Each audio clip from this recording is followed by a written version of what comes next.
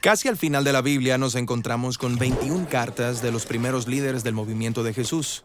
Fueron escritas a pequeñas comunidades de creyentes dispersos en diversas ciudades en todo el mundo romano. Ahora, escribir estas cartas tomaba mucho dinero y esfuerzo en el mundo antiguo.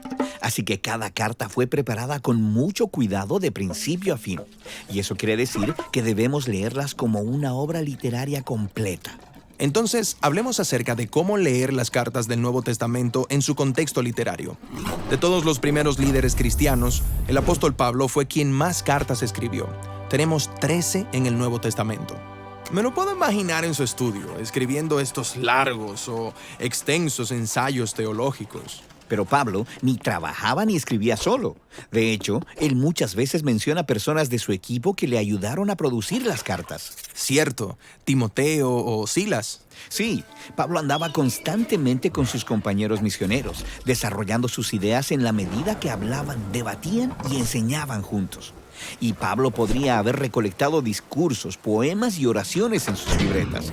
Como los que él menciona en su segunda carta a Timoteo. Cierto. Así que Pablo reuniría a los compañeros correctos en una habitación y allí tomaría material tanto viejo como nuevo. Entonces contratarían a un escriba profesional y harían diversos bocetos hasta estar satisfechos de la fluidez de la obra como un todo. Y entonces la enviaron. Así es. Le entregarían la carta a un compañero confiable, quien también recibiría instrucciones acerca de cómo presentarla delante de sus receptores. Presentarla, o sea, leerla en voz alta. Exacto. La mayoría de las personas de ese entonces no sabían leer. Pablo menciona esto varias veces en sus cartas, que estas fueron diseñadas para ser escuchadas y es por eso que muchas veces suenan más como discursos escritos. Por eso es importante que podamos leer y escuchar estas cartas de una sola sentada, de principio a fin. Así podemos apreciar cómo cada parte contribuye al todo. Exacto. Ahora bien, cada cultura tiene su propia forma de organizar una carta, y en el primer siglo había un formato estándar para las cartas. Tienes la apertura, que nombra el autor y luego el receptor. Luego tienes una oración de gratitud o un saludo. Luego viene el cuerpo de la carta. Esta parte es la razón principal por la que se escribe la carta, lo que el receptor debe saber o hacer al respecto. ¿Cierto? Y entonces viene la conclusión, que pudiera tener ciertos saludos, planes de viaje, una última petición o una oración. Entonces, es útil ver cómo una carta del Nuevo Testamento puede dividirse en estas partes. Exacto. Así que tomemos como ejemplo la carta a los Efesios.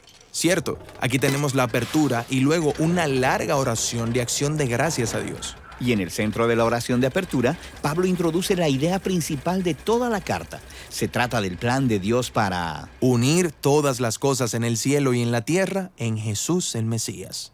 Pero, ¿qué significa eso? Pues al pasar al cuerpo de la carta, Pablo va a repetir y a desarrollar esta rica idea. Cierto, pero en el cuerpo de la carta es fácil perderse y perder el hilo de lo que Pablo está hablando. Totalmente. La carta a los Efesios tiene alrededor de 3,000 palabras. Y eso es una corta al compararla con las otras cartas.